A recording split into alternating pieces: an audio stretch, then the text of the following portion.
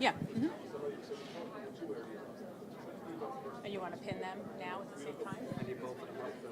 They're not both there, are they? They are both there now. Okay, we're just starting the webinar. No, absolutely not.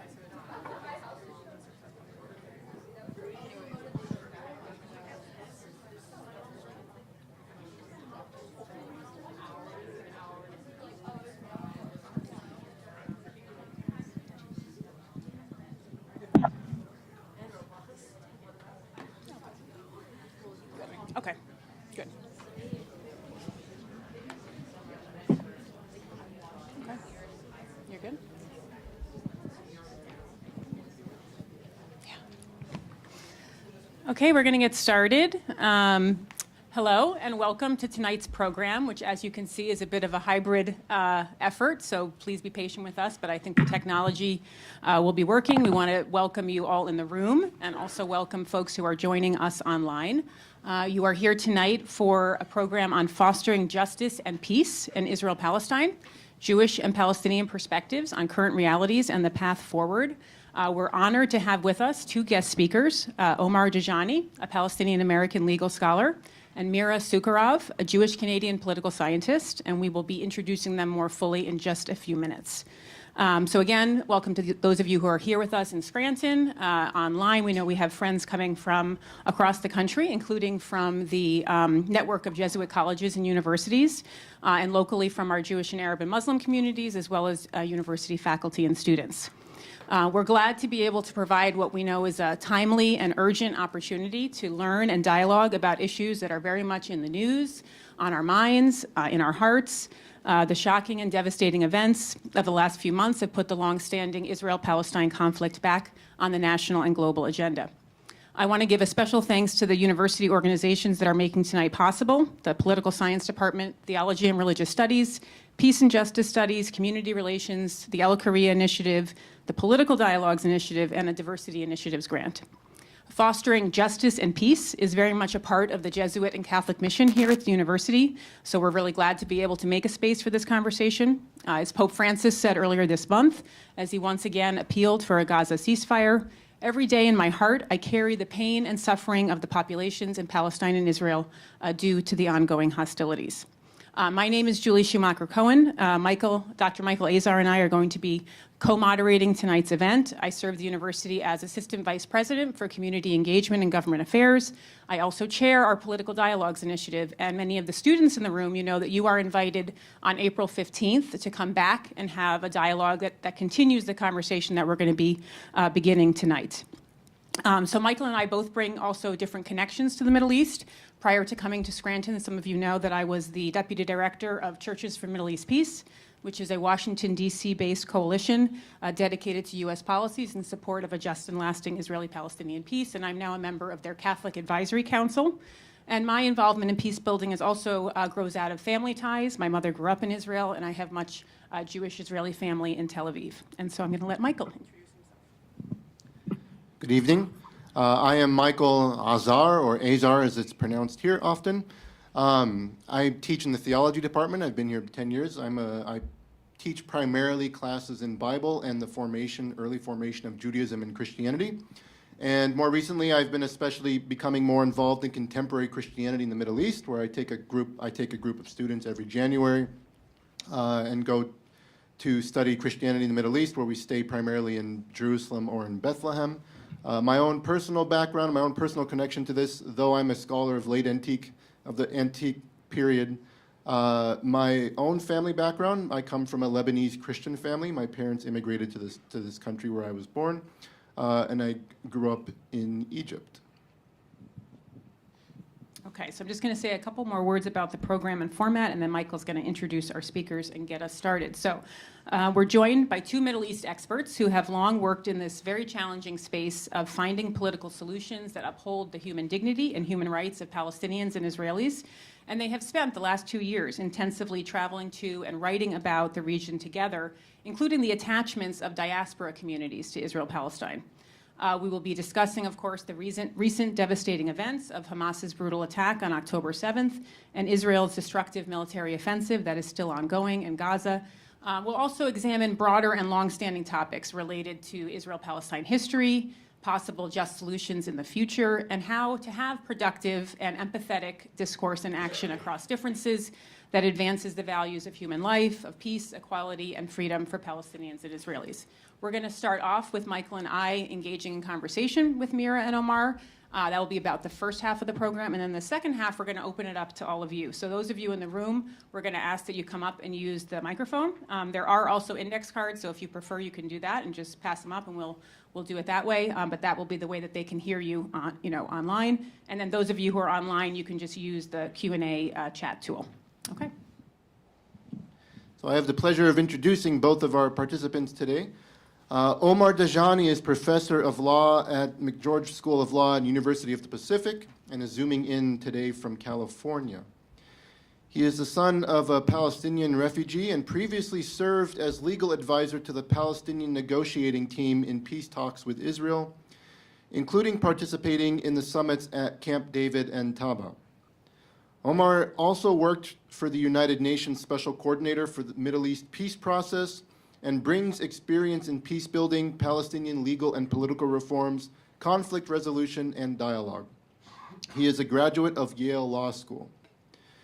Mira Sucharov is professor of political science at Carleton University, zooming in from Ottawa, Canada. She is a frequent media commentator, a former columnist at the Israeli newspaper Haaretz, and the author or co-editor of 5 books, most recently Borders and Belonging, a memoir. Mira is the founding co-chair of the Jewish Politics Division at the Association for Jewish Studies. And she is also Jesuit educated, having completed her PhD at Georgetown University, something we are inclined to mention. Together, Omar and Mira are writing a dual travel memoir on space, place, and emotion in Israel and Palestine. So I will start with a question for both of you, and maybe turning to Mira first, but I'd like you, if you don't mind, to please walk us through your own feelings and responses over the past few months from Hamas's attack on October 7th and the days since, with Israel's ongoing military offensive in Gaza. Thank you, Michael, for the question, and to both of you, Michael and Julie, for organizing this, and to all of you in the audience who are with us today. So on October 7th, between October 6th and 7th, so in the middle of the night, I awoke, as I often do, and I started scrolling Facebook, as I often do. I don't recommend it. But in this case, it was kind of pertinent because I started seeing news items, and there was an image of a yellow gate. And I recognize these yellow gates in Israel. They're gates that protect kibbutzim, agricultural villages, from intruders. Usually the gates are left open anyway, because most kibbutzim don't feel they have much to be afraid of. And I reached out to my kibbutz brother. Let me briefly explain. I did a junior year abroad when I was in undergrad to the Hebrew University, and as part of my program, I spent weekends on a kibbutz in the Negev desert, where I received a kind of an adoptive family, and they are like my family. They are like an extra family even up till today. So my kibbutz brother was a little boy then. I would read him stories, bedtime stories in Hebrew, and now he's 39. He's an adult. And he told me, I reached out to him that night, and he said, my parents are fine, but they're traumatized. And I realized something was greatly amiss, because they live just a kilometer and a half, so about a mile from the Gaza fence, the Gaza quasi border. And they're used to rocket attacks all the time. And rarely would they hit anywhere that's very dangerous. And so I found out soon enough that they had been holed up in their secure room that morning on October 7th after hearing sirens, where you go to your secure room if you can afford to have one. Most houses in Israel do have them, who can afford it. And at that point, they heard voices outside the house, and they realized it was Hamas militants. And so in retrospect, they narrowly escaped being taken hostage. So that was October 7th. And then finding out that another friend of mine that Omar and I had visited, Omar had also spent time with my kibbutz family and slept in that very room in July, the previous July. We found out that another friend of ours we thought had been taken hostage from another kibbutz agricultural village. And it turned out 7 weeks later, after believing that she was in Hamas captivity the whole time, it was announced that her remains were found. So she had been murdered on October 7th. So there was certainly, for me, a great sense of direct loss and direct empathy for the trauma that Israelis had experienced. Of course, no sooner had Israelis mourned their losses and worried about the fate of the captive hostages, around 250 were taken into Hamas to control Gaza Strip. Israel began its ferocious bombardment of the Gaza Strip. And of course, no one was surprised by this. And I mean, I know that I sort of hoped that it would be brief and we could get back to a sort of status quo, which of course serves no one. The status quo itself was a facade, as we certainly saw, but I hoped it would be brief. I don't think any of us ever imagined the scale of loss and destruction that is still ongoing today. And I mean, the number of children alone killed just boggles the mind. So I'm just sort of stunned, really, from a human perspective. Omar, if you could address the same question, if you could walk us through your feelings and responses on October 7th and the ongoing offensive since then. Sure. And I join Mira in thanking you, Michael, and Julie as well for inviting us and organizing this conversation. And thanks to everyone in the audience for being with us this afternoon. I might sort of fast forward to the current moment, if I may. I was looking at the New York Times this morning, part of a routine of surveying news from different sources. And I was struck by the fact that I had a lot of scrolling to do before I eventually got to news of what's happening in Israel-Palestine. And that was alarming, dispiriting. I know that it's not unique. I suspect that many folks who followed events in Ukraine have experienced something very different, especially as Israel-Palestine displaced news of that war. So it's not unusual that the news cycle moves on. But what makes it so hard is that even as the news cycle has moved on, as Mira was indicating a minute ago, circumstances haven't. The statistics are horrifying. We're now approaching 32,000 Palestinians killed in the Gaza Strip since Israel's offensive began October 8th, 9th, and some 70,000 people injured, some very, very seriously injured. And I suspect that the audience is aware of the challenges for those people of obtaining medical assistance. Mira and I have a dear friend, our Arabic teacher, who was based in Gaza until very recently, who managed to escape, we don't know fully how, to Egypt with her family just before delivering her first child. And we had been terrified of the prospect of her going through that delivery in a context where there was no medical care to be offered, and worry still about what her future holds now as a refugee twice. She's originally from Jaffa, where my family comes from, in Egypt.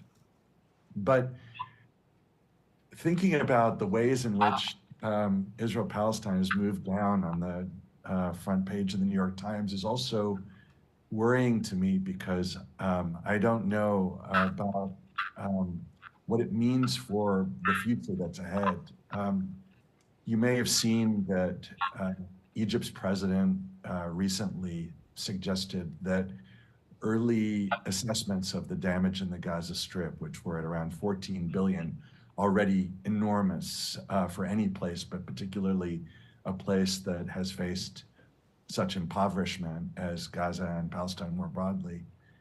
that those estimates were underestimated, that it's closer, he suggested, to around $90 billion. And I think about where that will come from. I think about what the future holds for Palestinians, not just economically, but also politically, and whether the United States will find eventually that a line has been crossed and that there is a need to act more courageously, more definitively than it has so far, to address what is just the beginning of a horrific situation, the beginning of a famine, the beginning of a political crisis. So all of that fills me with anxiety and with anguish and with rage and with impotence. We'll talk a little later about the ways in which I think both of us also, even among all of those emotions, feel hope too. But it's just an incredibly difficult time.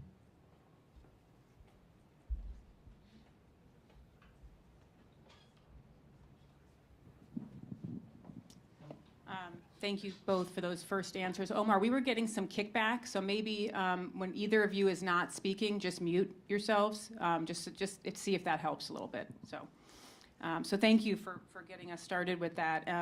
We told, we gave your short bios, you had longer bios online, so we wanted to ask you a little bit about what brought you each to your work on Israel-Palestine, and then what brought you to your work and your projects together. Maybe tell us a little bit more about that work together. Whoever wants to go first here is fine. Omar always makes me go first.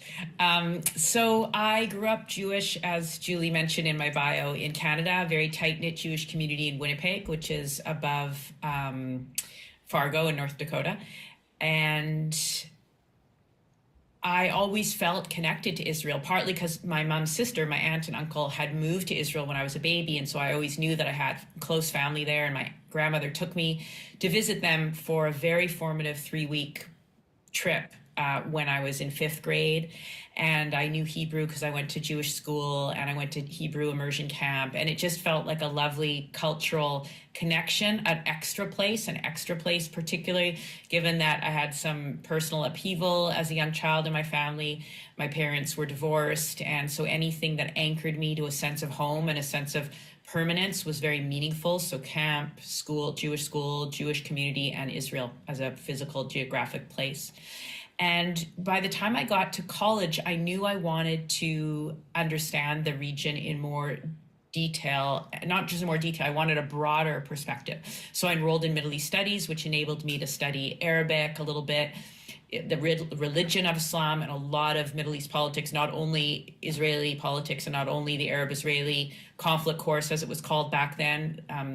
There was still a little bit of an erasure of Palestinian distinctiveness back then, I would say, when I was in college, but all sorts of Arab politics courses. And like Michael, your country was a big feature in my learning Lebanese politics. And then, so I just knew that either I was going to move there and make that my home, or I was going to study it. I just felt so drawn to the area and drawn to wanting to make peace and maybe be a diplomat, just solve things, solve the world's problems. And that was the area that I just really felt drawn to. In terms of Omar's and my work together, I had written a lot. I had never collaborated directly with a Palestinian scholar, and eventually I knew it was time, partly because a book project that I was working on kept getting rejected. And I realized this needs something other than my own voice. This needs something other than my own perspective. And so I reached out to Omar another pivotal time in Israel-Palestinian relations, and that was in May 2021, the last round of active hostilities between Israel and Hamas. Of course, now, given what we see now, it pales in comparison in intensity, but at the time it felt significant. And Omar wrote a moving piece on Facebook to explain the context of the ongoing conflict and what Gaza, really how Gaza became Gaza, so to speak. And he injected his own personal story about his father being driven out of Jaffa, which is the area just south of Tel Aviv. It's now a formerly combined city, when his father was a teen. And I was moved by his short essay, and I shared it on my Facebook account, and he did something very uncool. He thanked me. Because of course we all know we're never supposed to show any type of enjoyment or appreciation when someone shares something. You're just supposed to silently, pat yourself on the back and rack up the likes. And we just started a correspondence, and I said, I have some projects in mind. Might you be interested? And The so positivity. I like the positivity coming from Facebook. We need more of that. It's Sorry. the first positive thing I'll say about Facebook today. Facebook, I feel very grateful to Facebook for facilitating my collaboration with Mira, but alienated from Facebook these days for reasons that perhaps we can chat about a little bit further on, a little further later on. I was also very touched by Mira sharing the post that I mentioned, which I'll tell you more about in just a second. And beyond that, actually defending it with her followers on Facebook. Here was this person I didn't know who was warding off criticism and doing it valiantly. And so that did get us off to a great start. But to backtrack a little bit, as Mira mentioned, and Michael, as you mentioned in my bio, my father was born in Palestine in the early 1930s, and his family, like many other residents of the town of Jaffa, were forced out in 1948, in April 1948, before what's known as the Arab-Israeli War commenced. And my father's family made their way north to Lebanon, and then on to Syria from there, and where he met my dad met my mom, and they later immigrated to the United States. But I was very mindful of the fact that they could have gone south instead, that our family story could have been one that unfolded in what became the Gaza Strip. Unlike Mira, I didn't grow up with a strong identity, Palestinian identity, analogous to her Jewish identity, or with strong connections to the place. I went to Palestine for the very first time in May of 1999, the first time I entered Israel, Palestine, when I went to work as a legal advisor on as part of the peace process. But I started to become better acquainted with it in college, and wrote about it in law school. And so by the time I eventually made it there in 1999, it felt like a little bit of a homecoming, even though it wasn't something I had been nurtured with. And I worked for 2 years there, which were in many respects kind of a formative period in my professional life, not only because it was doing what felt like really important work, working on the Israeli-Palestinian peace process, as it was called at that juncture, at a time when it seemed inevitable that it would culminate in a peace agreement, and doing something that for a young lawyer was really heady and exciting, working on a process like that, but also connecting with a place and a movement that I hadn't been so concretely connected to before. And so that was a very powerful experience as well. And in the years since, I've spent a lot of time as a scholar trying to understand why that process failed to yield better results, and why what we could do at this juncture to try to achieve something better for both Palestinians and Israelis. And I think we'll talk later about what both of us have kind of settled on as a path that we think holds a lot of promise. But yeah, go ahead, Mira. When you're done, can I jump in and on something? Yeah, of course. I was just going to say a last thing, which is that when Mira approached me to suggest that we collaborate on something, her initial thought was on a book, and I had just finished a book project and was kind of booked out at that juncture. And so we began talking about a podcast that would tell the story of the city of Jaffa, of its Palestinian residents, and the ways in which Jaffa, as a Palestinian city, the most important Palestinian city, ceased to exist in the space of a couple of weeks when its population were forced out, but also as a place that became home to waves of Jewish immigrants, some of whom were refugees, and who built lives there. And all of this with a view toward thinking about what the future of a place like Jaffa could be, how it could be home to all of the people who consider it such. And I think it's been really important for me to work on that project with someone like Mira, who not only is Jewish, but who over time has built very deep attachments to the place, and with whom, as a result, it's possible to, negotiate both the past and the future together. I wanted to just jump in, if that's okay, Julie. When Omar mentioned about how we're each scholars, and so we've spent decades doing this from a position of, sometimes people call it the ivory tower as a critique, but whatever it is, a position of writing and thinking as scholars, there's some things we had to unlearn, I think, both of us, because I remember, and the reason I'm excited to jump in here is because I'm seeing the students in the room, and it's just really, really, really gratifying to be able to talk to students today. We were often taught to kind of keep our politics quiet individually. I'll speak for myself. When I was writing my dissertation, which was about the Oslo Agreement, it was about what brought Israel and the PLO together to sign the Oslo Agreement. I remember I would hand in draft chapters of my dissertation, and my supervisor would say, "Mira, your politics are showing." So and here I was in political science. So we've had to start to become more comfortable with two things. One, speaking our minds about what should and shouldn't happen. And so your opening question, Julie and Michael, is very welcome, because this isn't only an exercise in explaining and trying to understand, but it's also saying, what can we do at this moment?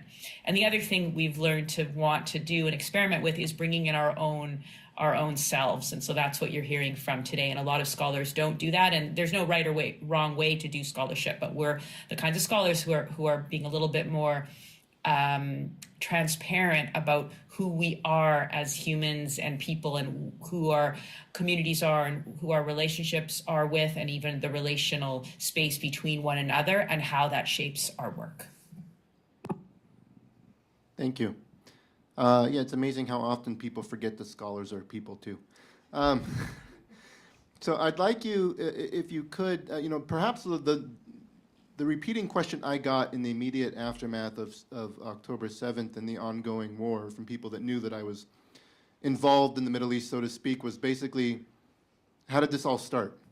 And without asking really a technical historical question, I'm wondering if you can each help us situate the events of the last few months in sort of the national histories, including past traumas of the peoples involved, and Israelis and Palestinians. How do they see the events or situate the events of the last few months in their national history, and how do they relate it to the past, especially past traumas?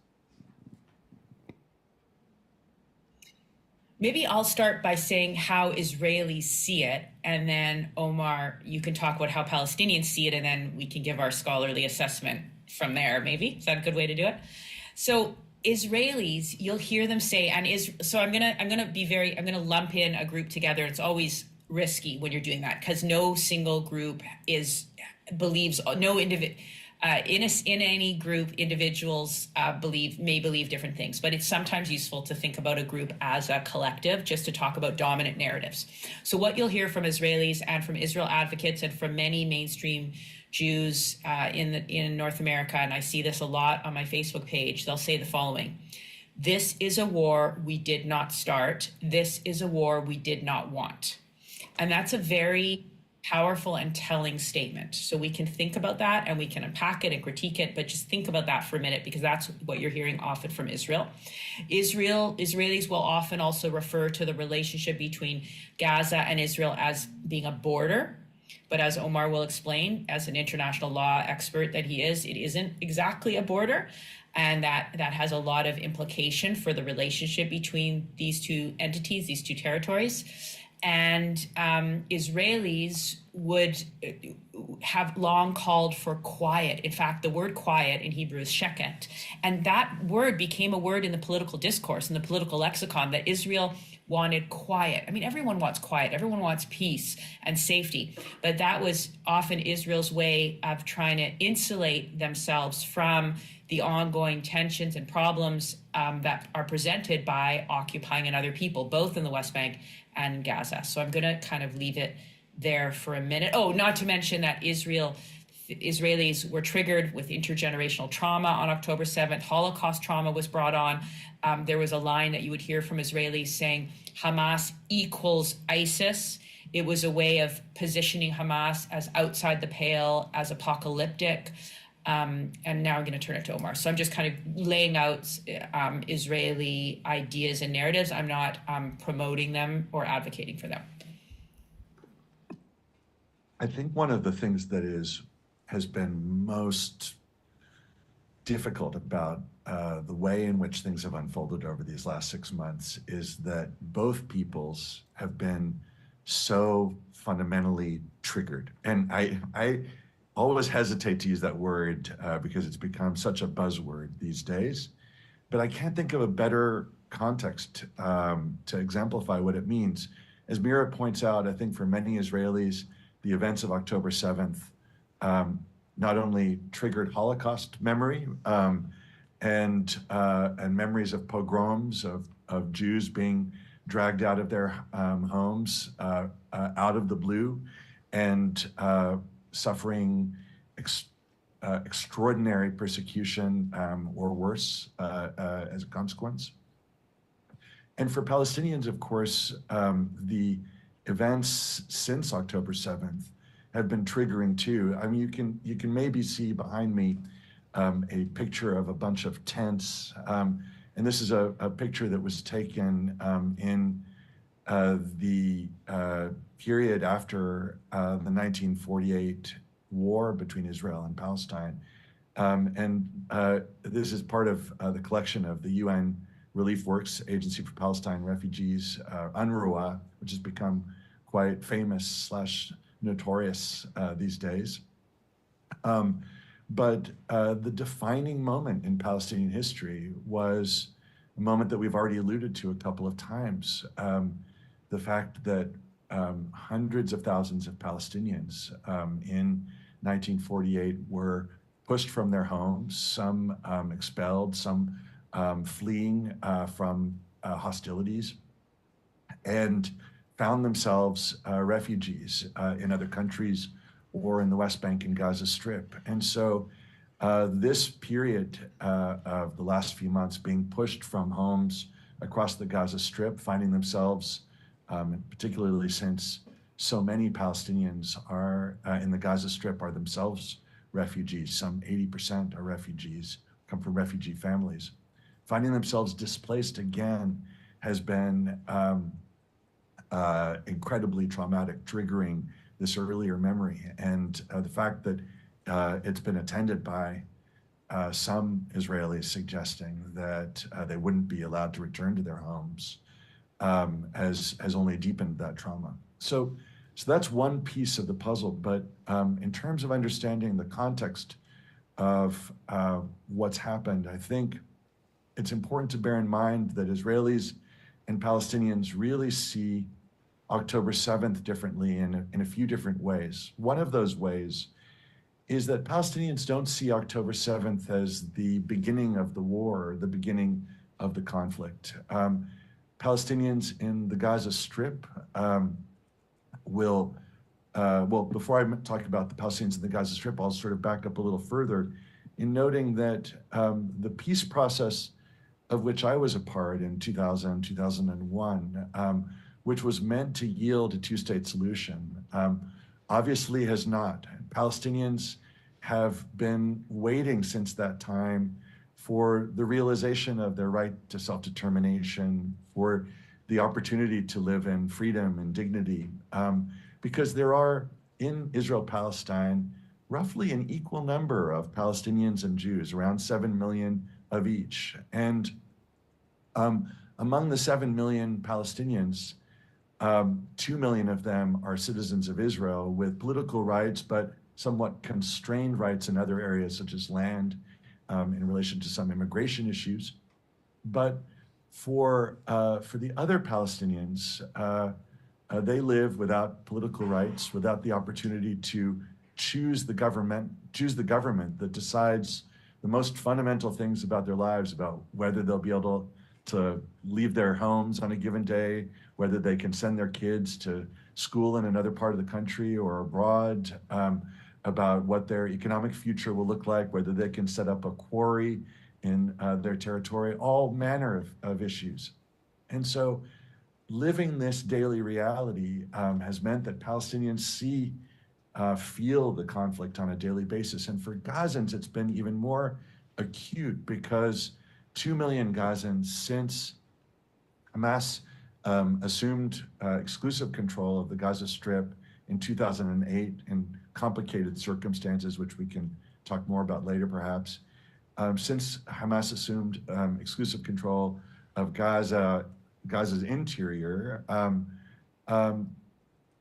Palestinians in the Gaza Strip have been living under a very tight siege. And so Israel, with the collusion of the Egyptian government, has full control over all persons and goods entering the Gaza Strip and leaving it. And Palestinians, as a consequence there, have been unable to travel to the West Bank for education, to import chocolate and pasta at key points, and to connect with family and friends elsewhere. And that experience, the feeling that they're trapped, a captive population in need of freeing, is a really important frame through which Palestinians saw October 7th.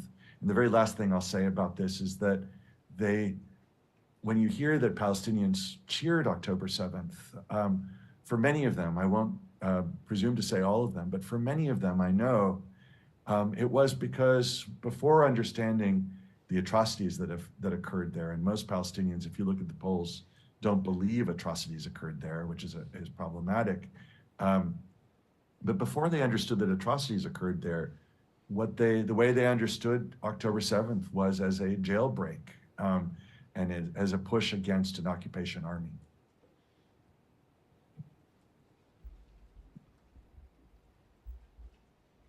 Mira, did you want to say anything more on this, or should we?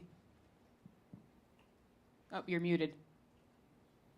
I think that's good because I think Omar captured the broader dynamics as well as the Palestinian perspective. He managed to do both, as I knew he would. And some of you may know that we had a Gazan Fulbright scholar here at the university a couple of years ago, and that was the first time he had ever left the Gaza Strip. So we experienced some of that sense of, of the siege that he lived.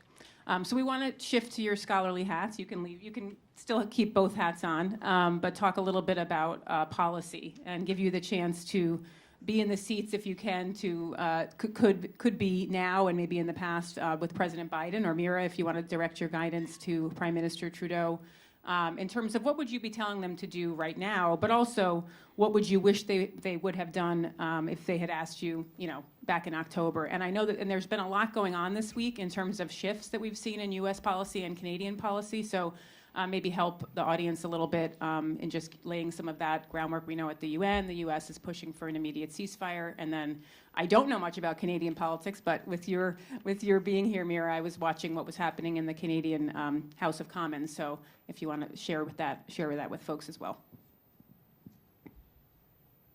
Why don't, Omar, you take Biden and first? Sure. And, Security Council dynamics. Okay, sure.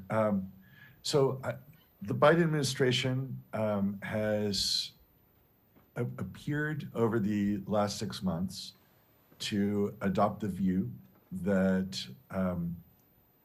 first of all, that Israel's actions should be guided by the administration's view that it has the right to defend itself. And secondly, that to the extent that its defense of itself crosses lines that brings it into violation of humanitarian law, that addressing those kinds of issues are things that the United States should address, not publicly, but privately with Israeli leaders. I think the idea was, let us show public support for Israel during this traumatic moment, and address privately the concerns that we have about how they are responding. My sense is that that approach has been an abysmal failure if judged based upon what is good for both the Palestinians and what is good for Israelis.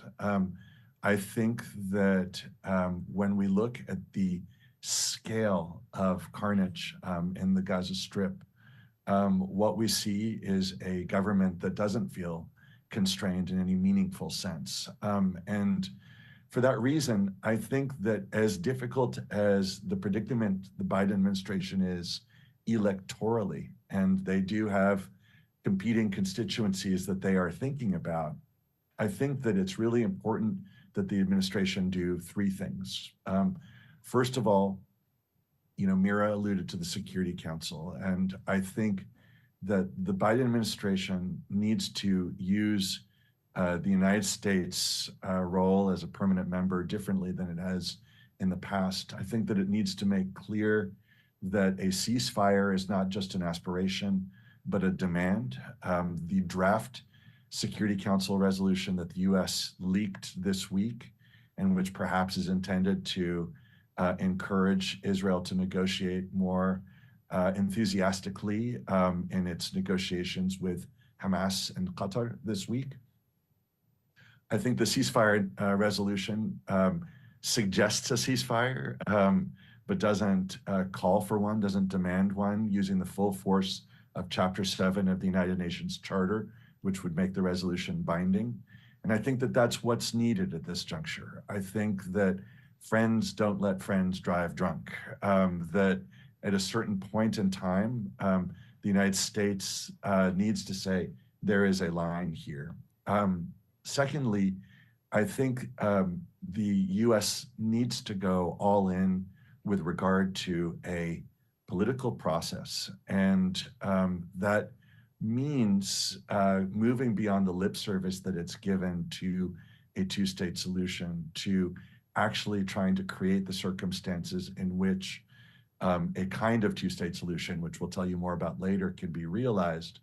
And that means that it's going to be necessary to not only provide logistical support to the Palestinian Authority, but also to bolster its legitimacy by making clear that the political horizon that it's articulating is non-negotiable, that there will be a process that leads to the realization of Palestinian self-determination, and there will be consequences for obstructions from Israel with respect to steps toward that. And the last thing I'll say is that I think in order for any of this to work, that we've got to recognize that simply relying on the kind of bilateral framework that we have used in the past, where we say, Israelis and Palestinians work this out on your own, is a recipe for either paralysis or for bullying. And I think that it will be necessary for an international mission to be deployed in Israel-Palestine, for there to be a serious transitional mission of the kind that we have seen in so many other conflict areas that actually keeps the parties,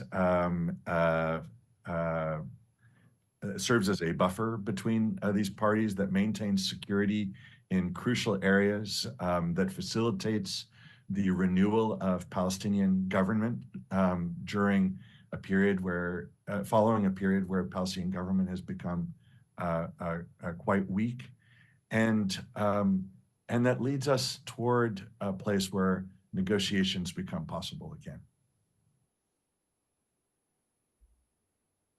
In terms of Canada, it's actually an apt week to think about this because Canada did do something significant, mostly from a symbolic sense, but not only.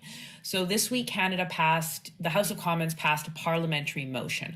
Now, a parliamentary motion in the context of Canada's parliamentary system is a bit similar to a United Nations General Assembly motion.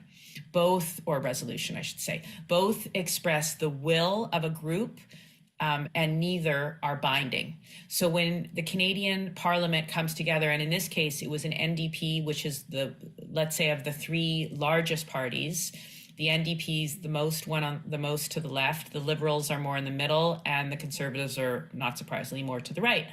The NDP put forward the motion. They negotiated with the Liberals about some changes in it to soften it. The Liberals agreed, most of them agreed to vote with the NDP, and it passed. Now, I'll tell you about the motion in a second, the reaction from the organized Jewish community, and it's worth it to note that in Canada, if you want to donate to Jewish Federation, which is the same system as in the US, and for those who aren't in the know in internal Jewish organizational politics, Jewish federations are like the United Way of, that's in the US too, right? I've been out of the US for a while. So it kind of coordinates Jewish kosher food banks and Jewish camps and Jewish old age homes and Jewish schools. So it's a charitable body that many Jews in communities across North America donate to. In Canada, when you donate to the Jewish Federation, a portion automatically goes to the Israel lobby, known as CIJA, Center for Israel and Jewish Affairs. It's like our mini version of AIPAC. In the US, there's no direct line between Jewish federations and AIPAC. So when Jewish federations and the Center for Israel and Jewish Studies come out with a statement, it's read as a statement of the so-called official Jewish community. And they came out after this resolution was passed, this parliamentary motion was passed, they called it shameful. Now, the motion, in short, called for a full ceasefire. It even said that Hamas should lay down its arms, which of course is redundant because that's what a ceasefire would mean. But it shows that they were signaling that they were sort of singling out Hamas. It also called for a full return of hostages. So that's what was very even about it. What the Jewish community, organized Jewish community, didn't like, they may not have liked that it called for a ceasefire, and I'll explain why in a minute, but they didn't like that it called for a restoration of funding to UNRWA, the United Nations Relief Works Agency, and that's the primary humanitarian agency to service Palestinian refugees. And so they have a large role in the Gaza Strip especially. And it also called for a cessation of arms sales to Israel from Canada, so as not to violate Canada's arms laws in terms of how its weapons should be used. Now, again, it just signals the will of Parliament, but in response, the Canadian government did make an announcement that they would indeed seize arms sales, although there had been some discussion as to whether they were simply already furnishing Israel with non-lethal weapons. I'm not really sure what that meant. It was very vague in the governmental discourse. Why might mainstream Jews or Israel advocates not want a ceasefire? And this is the key issue, is that Israel advocates often say, we are here to finish the job, and they will say that the job is to destroy Hamas. I think it's quite clear that destroying Hamas is not a feasible goal, but it also, on the other hand, if their goal isn't to destroy Hamas, then it does call into question the justness of the cause of war. And this is something, Omar, you might have something to say about. We actually haven't hashed this out yet, but it is something I've been thinking about. You can't wage war. You're not allowed to wage war on a civilian population. In effect, that seems to be very much what Israel's doing. But in order to promote your war as just, you have to be focusing on a military target. And the obvious military target in this case, stemming from October 7th, is Hamas. And so in a way, Israel's caught, because if they don't go all the way and destroy Hamas, even though I don't think that's possible, then they're caught as portraying themselves as fighting a war on the Palestinian people. And then that gets to the question of genocide. And so I think that they are in a bit of maybe a discursive bind here. I don't know what you think about that, Omar.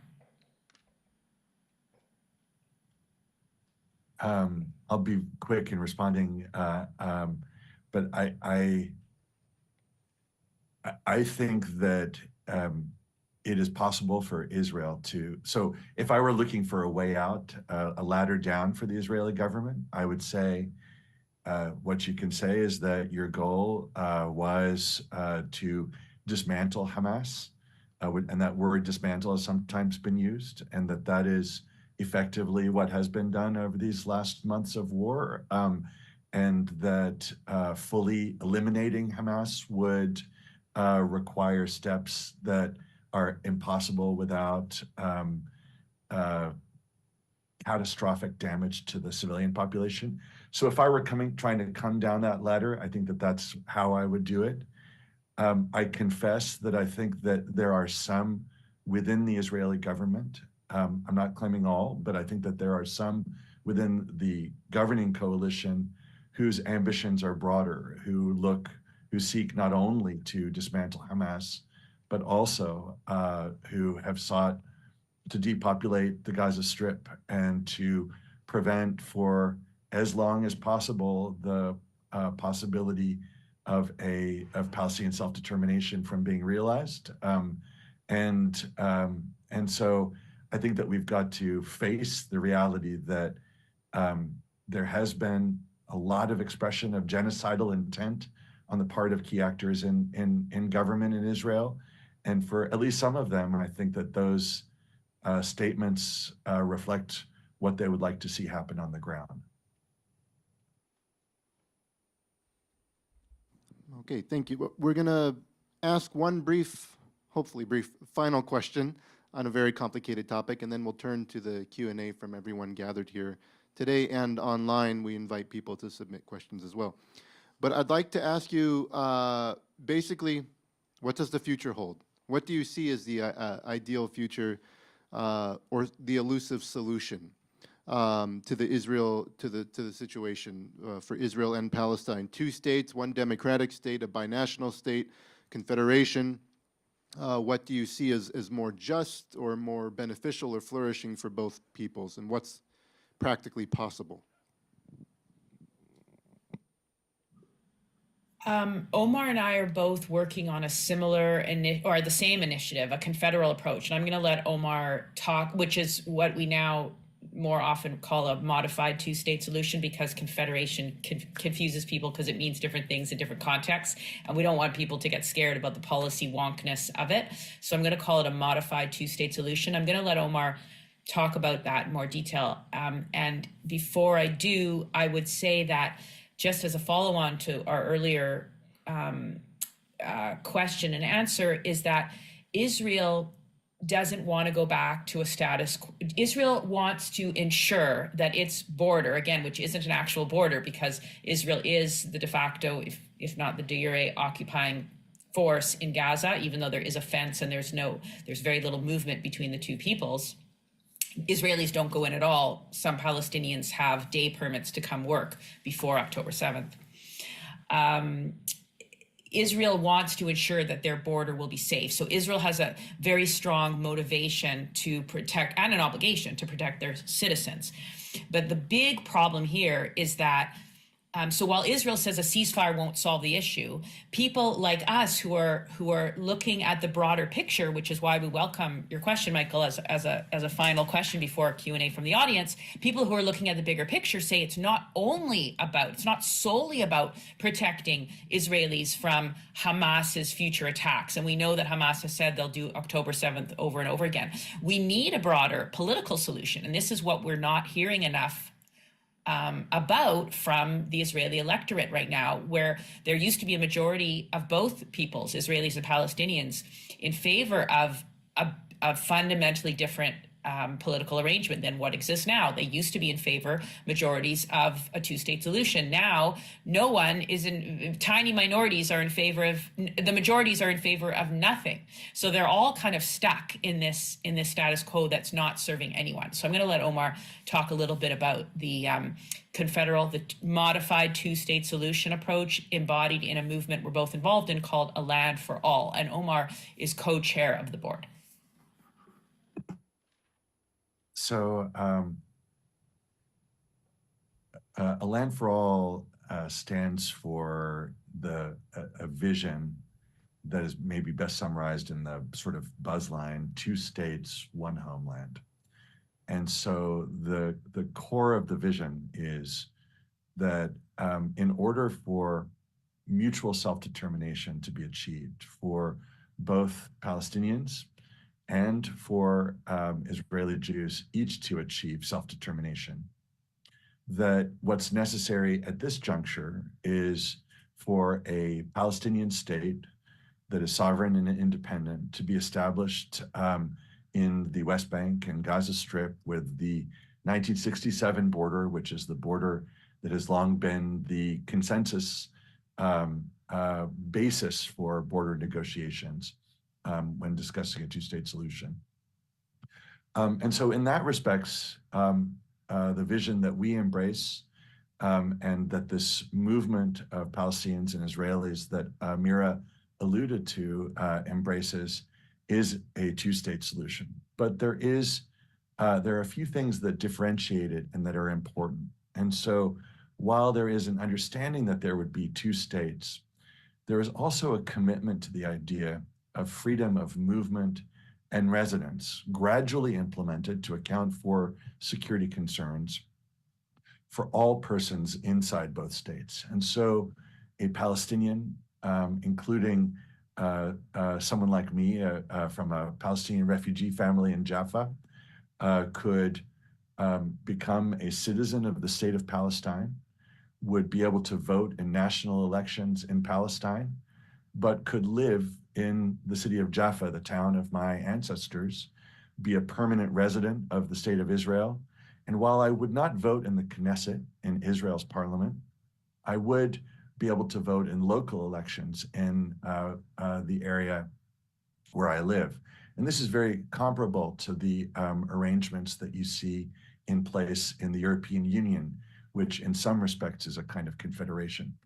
Conversely, Israeli settlers who presently reside in the West Bank could become permanent residents of the state of Palestine, live under its authority and jurisdiction, and abiding by its laws in neighborhoods that would become integrated cities in the state of Palestine.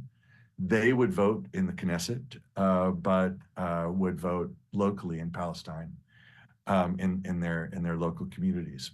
And this approach, to our minds, both does justice to, fully acknowledges that this is a land, the full length and breadth of which both peoples are attached to, but also provides solutions to issues like settlements, like refugees, like how to share the city of Jerusalem, even where to draw the border that have divided us in the past and prevented us from achieving a peace agreement in the past. Now, whether this is the likely solution to your question, Michael, whether this is going to be realized in the short run is another question.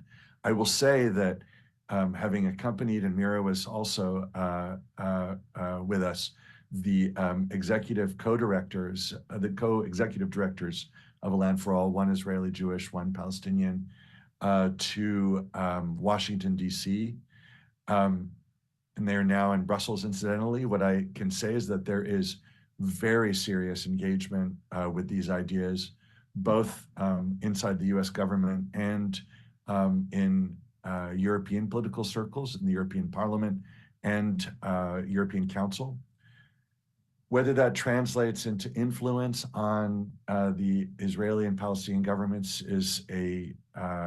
remains to be seen, and that's a longer path. The fact that there are thousands of people engaging with this movement these days gives me hope, but I'm not yet optimistic. And people can learn more. Isn't it alandforall.com if they're interested in learning more about this? So if you want to look that up, you can find out more about how this confederation model would work. So we have about Alandforall.org. alandforall.org. Okay. So we have about a half an hour now that we'd love to invite questions. We've covered a lot of topics. We had lots and lots of questions we could ask, but we wanted to really give you all a chance now to engage in the conversation. So there's two ways to do that. We're going to see some online here. I guess there's three ways. You could also, if you don't want to get up and get in front of the microphone, you could give index cards to Carla, and she's there, and then Michael and I will look at those. Or we'd ask those of you in the room to come up to the microphone, and then Mira and Omar will be able to hear it because it will get picked up on this little handy owl that we call it. So the floor is open. Okay. We'll look at that and then we'll let them. Thank you. Can you hear me? Both? Yeah. I have a two-part question. One relates to the past, one relates to the present. Omar talked about the triggering event being the disposition or the displacement of Palestinians after the, or even up to the war of 1948.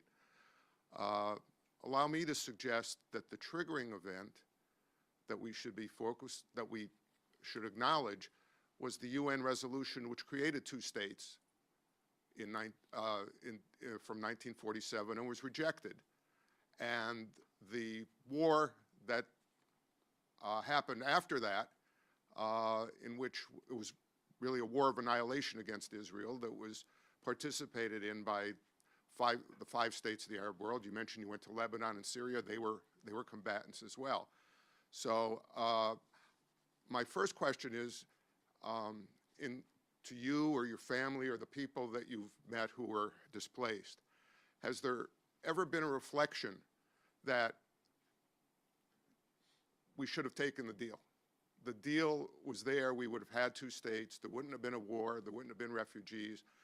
The division of land would have been a lot less.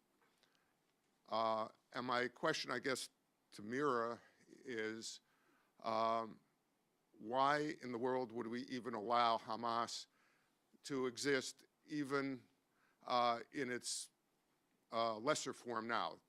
Of the 30,000, if that's the figure of people that have been killed, approximately a third of them at least have been Hamas fighters. It continues to happen.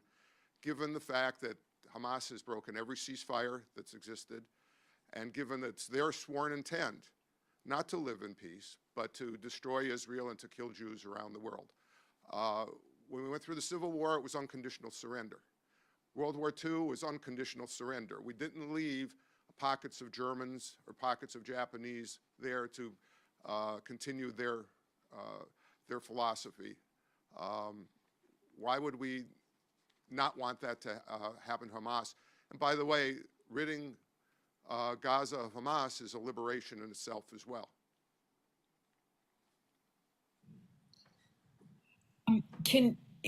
Julie and Michael, is it okay to have folks introduce themselves? If you want to introduce yourself and provide any affiliation. Okay, my name is David Falk. I'm an attorney here in Scranton. I've written a lot of articles about the Middle East. I'm part of the Jewish Federation of Northeastern Pennsylvania. Great, thank you. On Hamas, I guess the question to me was, why would we allow Hamas to still exist? So I guess the idea is that it's not really up to, it's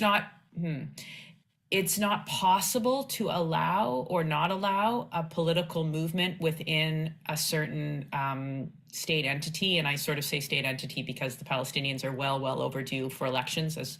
As you probably know, the last elections were in 2006 when Hamas prevailed.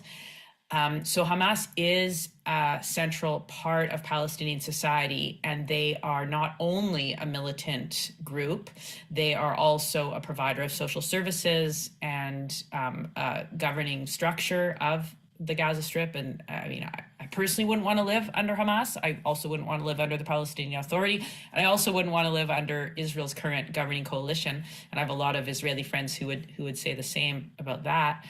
So I don't know what we can do about that. I mean, we can express a desire that, and we can say, I mean, we know people say free Palestine, and the Hillel kids have been taught, have been taught to say from Hamas. We know about all these discourses, but I'm not sure where to go with that. Omar might have some more thoughts as a keen watcher of Palestinian politics. Oh, in terms of surrender also, of course, Israelis and Israel advocates would prefer that Hamas surrender, and there is the World War II analogy that's brought up a lot. I mean, the main thing is World War II was an interstate war. This is not an interstate war. Israel's the governing authority, well, Hamas is the governing authority internally over day-to-day affairs among the Gaza population, but Israel controls, along with Egypt, 2 of the ground crossings. Egypt controls 1. Israel controls, no longer with Egypt, just itself, the naval space, the airspace, the population registry, the electricity grid, and water coming in and out. So Israel really is the overall controller of Gaza. So if and when Palestinians are granted self-determination and sovereignty, there will be much less incentive to want to enact October 7th, much less motivation. And as for the claim that Hamas wants to kill Jews the world over, that might be true when their head hits the pillow, and Lord knows a lot of us want to do away with our enemies when our head hits the pillow. But it's not in its charter. If you look at the 2017 charter, that's the more recent one, it simply isn't. It simply doesn't say that they want to kill Jews the world over. And again, I don't like Hamas. I don't like it at all. In fact, I think I would even say I hate it. But where to go from there is the question. I would just add one thing to what Mira said. When I'd also add that I would not love to see a future Palestinian state led by Hamas. And I know folks, and I think it's a complex movement in the ways that Mira has already pointed out. Maybe there are 2 things I'd say about it. The first is that on both sides, what we've got is a complex tapestry of movements with very different political commitments, and those political commitments ranging from commitments to liberal democracy to theocratic rule, and in some cases theocratic rule that is supremacist or exclusivist.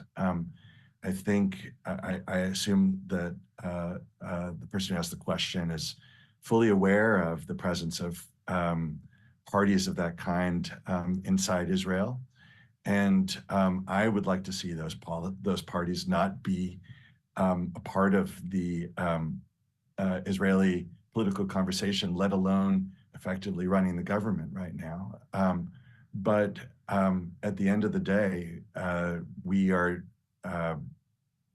we've got to let folks decide who will represent them. And what we've got to do in this context as well is to listen here to what people need and want, and create circumstances in which they can express their will freely. The other thing I'd say on that front is just a reminder, really stressing again a point Mira already made, which is that this isn't like Japan or Germany in World War II. This is a situation of military occupation. The Gaza Strip, as Mira pointed out, has been under Israel's effective control for more than a half century. And so in such circumstances, a war of annihilation or elimination of the kind that seems to have been advocated is neither fair nor lawful. What we need to do is find a way for concrete progress toward a different solution to occur. Now, turning to the historical piece, kind of reversing the chronological order, if we go back to 1947, there was a question, and the question was, what will the future of Palestine be? In fact, that was the agenda item in the United Nations, the question of Palestine. And there were 2 visions at that time. One of those visions was that there would be a single democratic state with minority protections. And the other vision was that there would be partition of Palestine into two states. Palestinians at that juncture, who constituted the vast majority at that stage, more than 60% of the population, who owned the vast majority of the land in the country, more than 90%, and who saw most of the Jewish population had migrated to the country, albeit in terrible circumstances for many of them recently, said, we are unwilling to see more than half of our country, because under the UN partition plan, 55% would have been allocated to the state of the Jewish state. We are unwilling to see more than half of our country allocated to another people that represents a third of the population. We would like to see democracy. And that is the position that they held at that juncture. And it is not an unreasonable position by any standard. The fact that it turned out to be a bad bet is maybe something to regret. Going back, would I prefer to have the borders of 1947? Maybe, although the town of my forebears, Jaffa, was a tiny island, an enclave inside what was going to be the Jewish state. And so that would not have been an ideal scenario. But we don't have the benefit of foresight when we are putting ourselves in the position of folks in 1947. And I don't think there's anything unreasonable about that. I also think we have to remember that the 1948 war occurred a month after the ethnic cleansing of Palestine began. And for many Palestinians, including myself, they see the Arab intervention as more akin to a humanitarian intervention, an attempt to come to the rescue of Palestinians who were being displaced from their homes, then with a view toward annihilation of Jews as a people, or some attempt to counteract an international will, which, by the way, was codified only in a General Assembly resolution, which is a recommendation, not a requirement. So I think that we've got to be honest about 1947 and 1948 and recognize that if we put ourselves in the position of Palestinians at that time, we may see it very, very differently than we might today. More questions? And if you can introduce yourself again.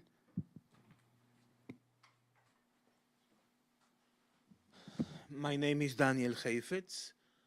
I'm the executive director of the Jewish Federation of Northeastern Pennsylvania and the author of a book called Broken Promises, The History of Two Narratives in the Israeli-Palestinian Conflict, which actually I published in 2020. Many things have happened since. First, I want to commend you for trying to find common ground in what is probably one of the most intractable conflicts right now in the world. But at the same time, I have to disagree with some of the things that you said. First of all, according to my reading of the Israeli media and my contact with Israelis, most Israelis are in favor of a two-state solution. Most Israelis are opposed to many of the policies presented by the current government. But yes, most Israelis support the war because they see the war as a war of survival. Having said that, I'm very troubled by one particular fact which I received today, which is a poll by the Palestinian, give me a second, I'll get it here, Palestinian Center for Policy and Survey Research, that states that 93% of Palestinians don't believe there were atrocities committed on October 7, and 72% of Palestinians support the attack on October 7. If we are going to go toward a future of peace, the question is, how can you trust when the other side is basically denying reality? It's for both of you, the question. Yeah, so you had two questions there, however you want to handle it. Sure. Sorry, I'm reaching down just because my power cord is not working very well. But maybe Mira, I'll start, and then would you like to add, or okay, great. So first of all, thank you very much for the questions that you've raised. Taking the issue of polls, first of all, the way that I see Palestinian attitudes about October 7th is that I think they reflect something that is not at all unusual, which is a tendency of people to have a hard time imagining that their compatriots, the people whom they feel a connection to, would engage in behavior that they consider reprehensible, beyond the pale. I think that we see that in both publics presently. And I think that it is the case that many Israelis also are unable to conceive that the IDF is presently engaged in the kinds of atrocities or intends to starve the population of the Gaza Strip, or intends to use weapons that are very heavy with the purpose of harming civilians. These kinds of things are, I think, inconceivable to many Israeli Jews.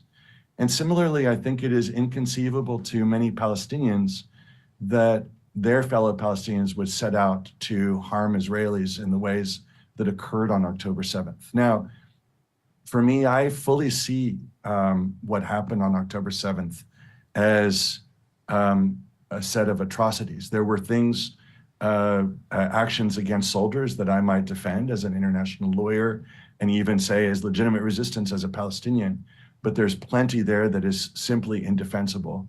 I think the fact that Palestinians don't see that is not a function of them denying reality so much as really believing the best in their compatriots. And I think that we Palestinians have a duty to be very clear with other Palestinians and say, no, this did occur.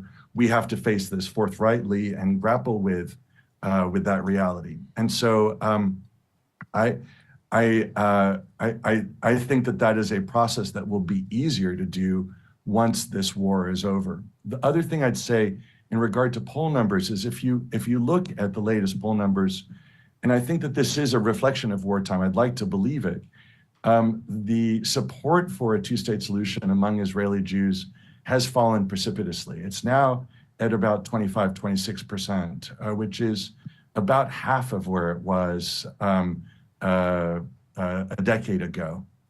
And I hope that that is a position that is transformed and that it's not just a function of wartime, but I think that that's where the reliable poll data suggests Israelis are at present.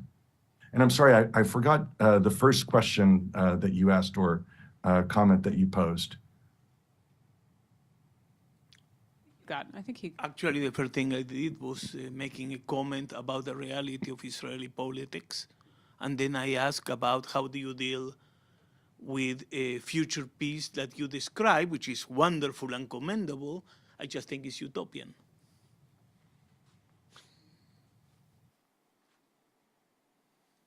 I just wanted to, did you want to talk about, yeah, I mean, Omar, did you have something to say about A Land for All was there more to add on this? Not at this juncture, maybe perhaps later if we have time. We sort of covered it. I mean, I think the main thing I would say in terms of utopian, the reason I don't think A Land for All is utopian, and I do think I sort of came from a more utopian place before. Like I've moved a lot around in terms of the kinds of political solutions I think are most practical and most just. I'll just say that I think a land for all, I mean, Omar said this, but I want to really reiterate it. It overcomes the two main stumbling blocks of the two-state solution, the presence of the Israeli settlements in the West Bank and the demand for and right of refugees to return. And so that in that way, I actually think it's less utopian than the other solutions. And so that's what I would say. But I just want to give a very small personal anecdote regarding whether Palestinians know cognitively and know in their bones what Hamas did on October 7th. And I'll give you an example, and also when is the right time to tell them, whoever them is individually, collectively. So Omar and I, we mentioned, have a good friend in Gaza, a young woman who is now in Egypt. She managed to escape. And she managed to escape just a month ago. So she was in Gaza for 4 months of this horrible onslaught. And she and I, and Omar a little bit, she and I would trade a lot of texts and voice memos. And I didn't want to say to her, she was under intense bombardment and had seen many of her friends and extended family members killed. And she wasn't giving me much detail. And I know she's in great, great trauma. And I didn't want to say, from my perch here in Canada, and by the way, you know what your people did to my people, right? And I just wasn't saying anything. But there was this one moment where, and I would just keep saying, are you okay? Are you okay? Sending you love, and practicing my Arabic a little bit with her. There was one moment where she said, are you still playing? And I didn't know what she meant. And then she corrected her English and she said, are you still boxing? Because she knows that I like to go boxing. And it was this moment of, wow, she is under intense bombardment and she's actually asking me something about my very prosaic day-to-day life. And that was the moment that I took to say, well, actually, since October 7th, I haven't gone to the gym. I haven't been feeling good because I've been grieving the loss of my friend, Vivian Silver, who was killed by Hamas on October 7th. So I kind of slipped it in there, but I don't know if she fully absorbed it and the conversation shifted. So sometimes it's a matter of just finding those moments of humanity and connection. When is the appropriate time when someone's in key trauma to make them aware of the trauma of the other? I guess I need to leave the microphone. Well, I'll move to an online question that's relevant to part of the last question, and it really concerns the future. I suppose in some version of a two-state solution is the question of security, especially given, I guess we could say, historical trauma. How would, the current settlements then present in the state of Palestine, or a return to Jaffa then present in the state of Israel, ensure security control? I suppose, if the likes of someone sympathetic to Hamas is now free to walk around the state of Israel, or the likes of someone sympathetic to certain settler movements is now freer to go into Palestinian areas, how would security address this in a future solution? Shall I take this, Mira, or take a first shot? I would just point out to the person who raised the question that Palestinians and Israelis already live together in a range of different contexts. As I mentioned earlier, there are some 2 million Palestinian citizens of Israel who live alongside Jews inside the country. And some of them have sympathies with Hamas. Some of them have sympathies all the way on the other side of the political spectrum. It is a diverse community. And it is also the case, of course, that many Israeli Jews already reside in the West Bank as settlers and have very significant latitude of movement, though they are barred by the Israeli government from entering areas A, the areas around 18% of the Palestinian, of the West Bank, which are under Palestinian jurisdiction. But there too, you've got a broad diversity ideologically with regard to engagement with the other side. The thing is that in both places, what can address security is law enforcement, is the existence of norms that protect people, the existence of institutions that protect people. And what we see in the European Union, in a space 100 times the size of Israel-Palestine, is that freedom of movement and residence can be undertaken even in a place that was fairly recently the site of fairly hot conflict. Think about the Balkans as one part of that puzzle and part of the European Union. And it is possible to maintain robust security arrangements even in such a context. The last thing I'd say is that it's one thing to address security in circumstances where you have occupation and a denial of self-determination to half the population. And it's another in a circumstance where Palestinians have the right to live in freedom, security, and dignity. Now, I'm not saying that all security threats go away in a snap of the fingers, but when you remove the causes of hostility, that goes a very significant distance to bolstering the quality of the security environment.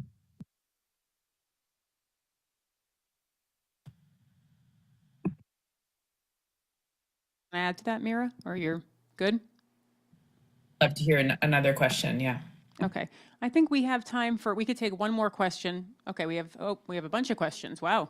Okay, we'll try, come down and maybe ask your question as briefly as you can, and we'll pair them together. How's that?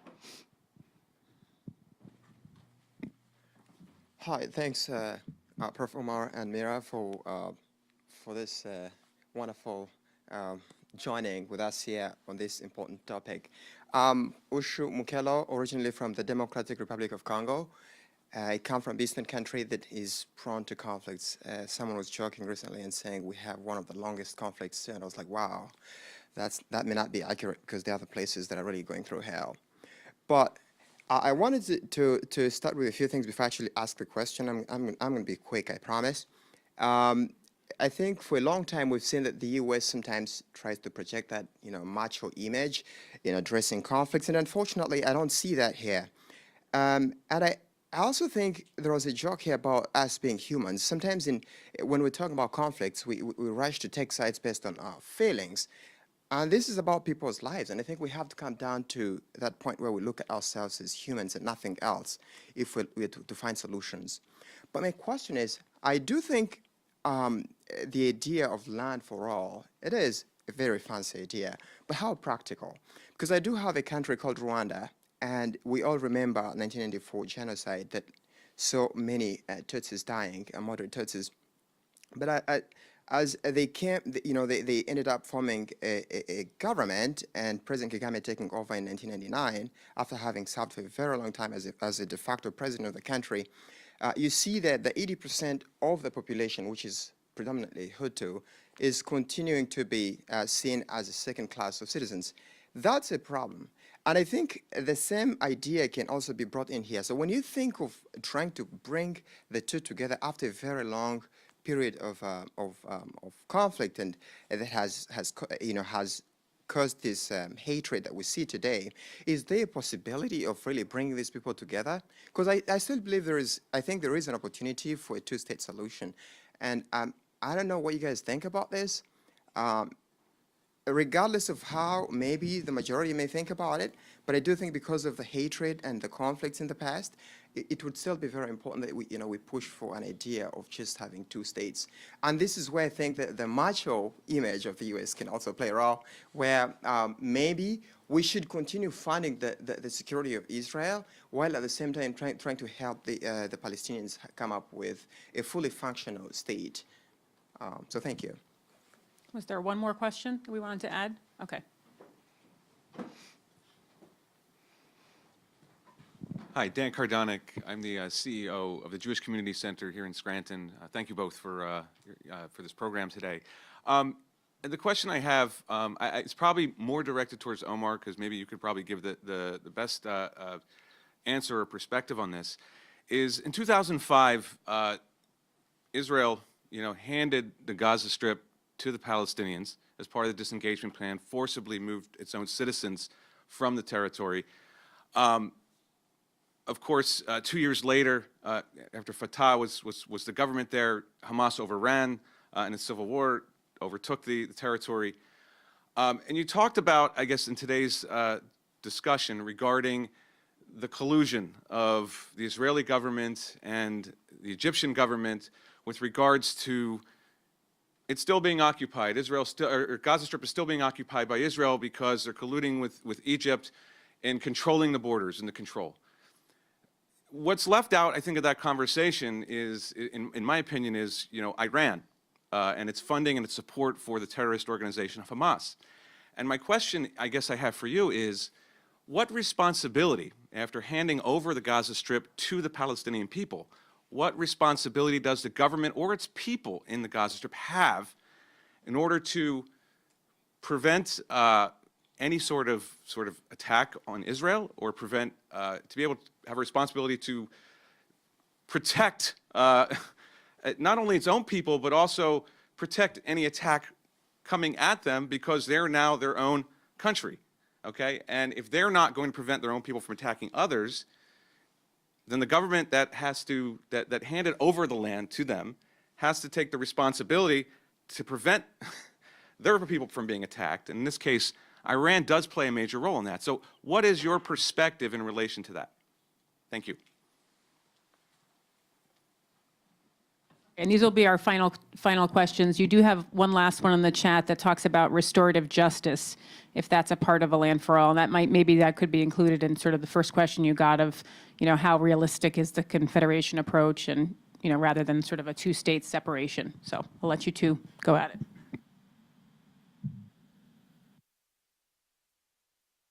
Do you want me to, Mira? Okay. All right. Great. So first of all, for Mr. Okello, thanks very much for the question. I want to stress that a land for all stands for a two-state solution. It is a two-state solution that involves a confederal framework that allows freedom of movement and residence, but it is a two-state solution. In that sense, it's fundamentally different than the regime that was created in Rwanda post-genocide, in which what you had was not only effectively a one-state solution, but also one in which ethnic identity was completely erased, where the Tutsi minority prohibited folks from expressing their affiliation with or belonging to either Hutu or Tutsi identity. And so what we very much embrace is the idea of self-determination for two peoples through two states, albeit also taking a step toward a one-state solution with the freedom of movement. And so I think that it strikes a really helpful balance on this front. On the issue of restorative justice, which I'll address in that context as well, what A Land for All stands for is the proposition that historical injustices should be addressed, and that there should be a process of restorative/transitional justice, but that should be undertaken in a manner that does not create new injustices. And so in keeping with the direction that international law has taken, there would be cognizance given to the ways in which in many places Israeli Jews currently occupy spaces that were previously Palestinian, and a way of reaching an accommodation between what people currently hold and their right to it, and the imperative of also addressing past injustices. That's not easy in all circumstances, but I think that is the ambition. And I would say a very last thing about A Land for All on this front, in terms of the idea that it is somehow utopian. The joint board on which I sit was constituted in September of this last year and met for the first time on October 10th. And I think that we were all deeply apprehensive about what was going to happen. Would we, as was happening all around the country, sort of find ourselves consumed with mutual recriminations? And what we had instead was deep sympathy and solidarity. And I think that was because of the feeling that the vision that we all embraced was one that was responsive in a deep way to both sides' needs and aspirations. And I think that that made it way easier, even when one of our board members' families was, when 23 members of his family was killed in a strike on Gaza in November. His response was to say, we need to redouble our work, not to turn away from it. And I think that that's what a compelling vision of this kind can offer. Now to Mr. Kardanik's question, and thanks very much for raising it. I'll try to be brief, although I know it's kind of a longish story. Well, let me maybe just try to limit myself to making 2 points. The first is that how things are done matters, and the transfer of authority that occurred in 2005, where Israel withdrew its settlers and redeployed its forces outside of the Gaza Strip, was uncoordinated with the Palestinian Authority at the time, uncoordinated with Mahmoud Abbas, who, following Arafat's death, was then, as he is now, leading the Palestinian Authority. That very deeply undermined the legitimacy of the Palestinian Authority because it strengthened the idea that Israel responds to force rather than responds to diplomatic engagement. I wish that it had been a coordinated process, which I think would have led to greater legitimation of Fatah in that situation and in the elections that happened in 2006, and could have led to the realization of the kind of framework that was contemplated at that point in time, where we would see the people of the Gaza Strip able to move freely inside into and out of the Strip to Egypt and to the West Bank. Now, I think to the question of responsibility, it is absolutely the case that if there were to be a Palestinian state in the West Bank and Gaza Strip, and there were attacks upon Israel emanating from that territory, that there would be a measure of responsibility of that Palestinian state for those attacks and a responsibility to address itself to them. And if it failed to realize that responsibility, to fulfill that responsibility, there would be a set of actions that could be taken. And so I think we have to bear in mind that if we had a scenario of two states, the legal situation on that front would be quite clear. But I want to stress that the vision that we're advocating is one in which there is very tightly meshed security coordination between a future Palestinian state and Israel. And it's our conviction that so much more can be gained from that coordination. And there have been real successes with security coordination, even within the framework of occupation over the last 30 years. And I think that those successes could be far, far greater and more numerous if we have a relationship of dignity between the two sides and of sovereign equality.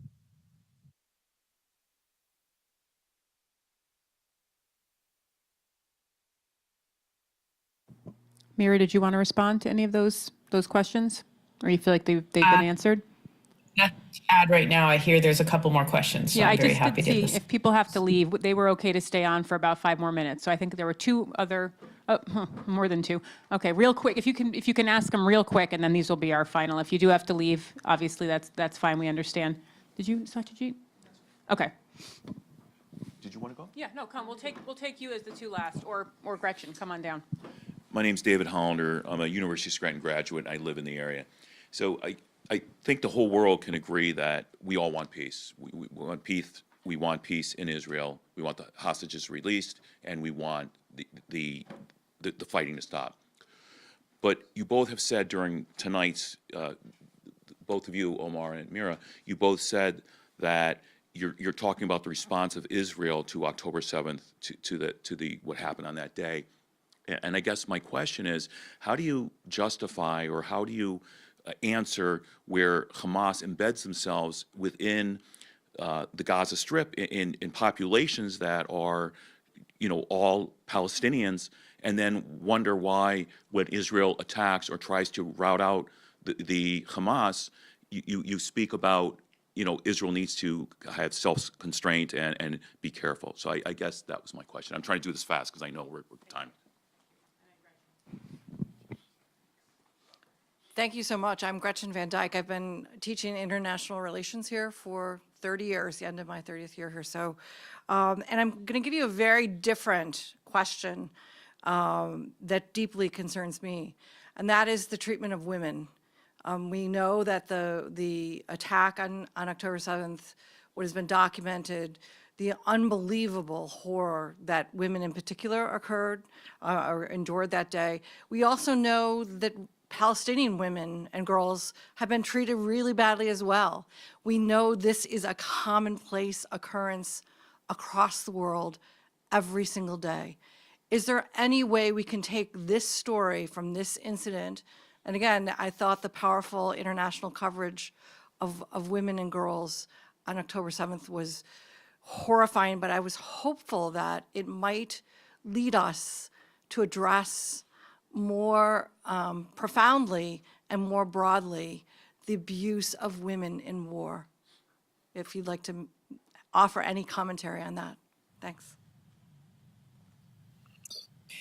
I'll just wrap up with a couple things, and then I'll let Omar have the final word on these two important questions. So first on human shields, it's something Omar and I talk about a lot, and the point is that first of all, I think Hamas is abusing I think there's two situations. One is that it's a very densely populated area, and there just simply isn't necessarily room for completely insulated military installations from population areas.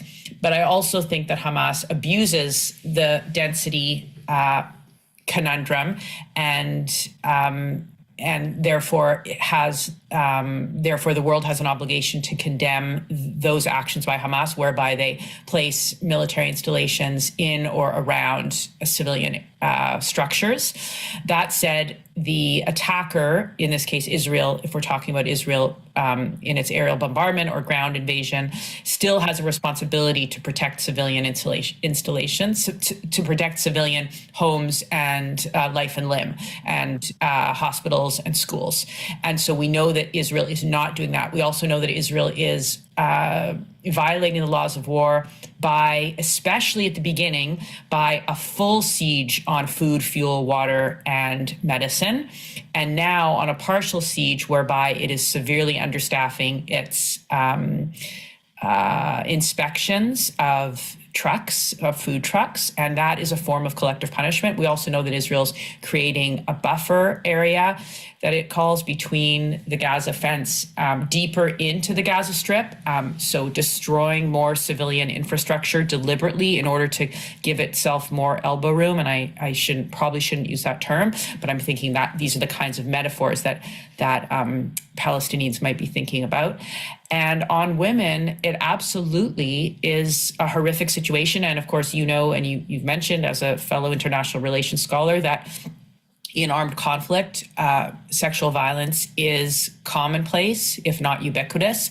And it would be very good for the world to wake up and take this as a galvanizing force to protect our women and girls and non-binary folks from this horrible weapon of war. We also know that there's always a risk during war when these atrocities are being brought to light, that governments or non-state actors will utilize the fact of those atrocities to galvanize populations in favor of counterforce. And I think that's a real risk of what we're seeing now.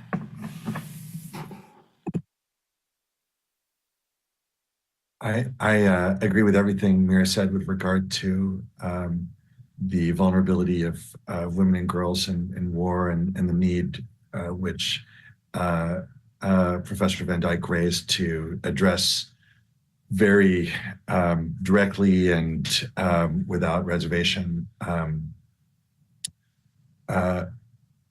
to recognize that vulnerability and to find concrete ways of protecting women and girls, and that includes really carefully documenting the ways in which they face abuse and trying to address that. I regret that I don't have a lot of competence in this area to sort of speak about further concrete measures that could be taken, but I agree about its incredible importance. With regard to the policies that Israel has pursued in the Gaza Strip, the military approach, I was on a panel a few weeks ago for the American Society of International Law, in which we were assessing the extent to which Israel has complied with its obligations and the extent to which Hamas has as well. And I said something then, which I stand by, which is that when you look at the destruction in the Gaza Strip, when you look at the scale of civilian death and the scale of civilian injury, it can't be that that is humanitarian law working. It can't be that this is an example of these norms operating as they should be.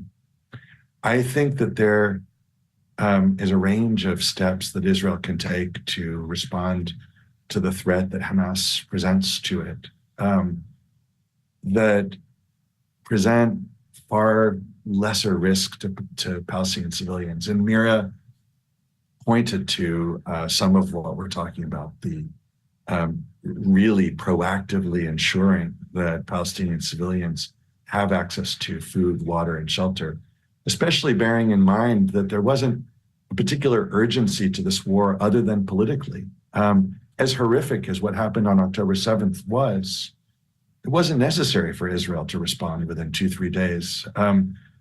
For better and for worse, largely for worse, folks in the Gaza Strip were not going anywhere. And so it was possible to develop contingencies, to ensure that steps were taken to protect the Palestinian civilian population in ways that Hamas did not. It's something that I find reprehensible on its part.